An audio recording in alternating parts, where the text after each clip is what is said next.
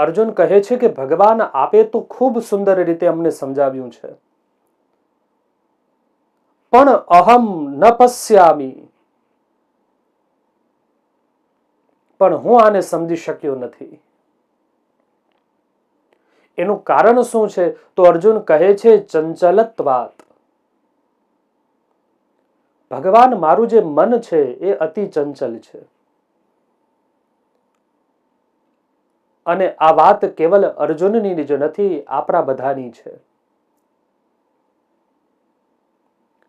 આ જગતનો એવો કયો વ્યક્તિ છે કે જેનું મન ચંચલ ન હોય? આ જગતમાં એવો કયો સામાન્ય મનુષ્ય છે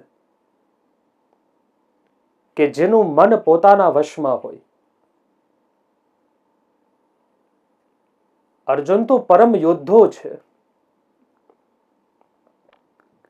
નિત્ય ભગવાનનું સાનિધ્ય એને પ્રાપ્ત છે. નિત્ય ભગવાનની સાથે જ અર્જુન રહે છે. અને છતાંય જો અર્જુન એમ કહેતા હોય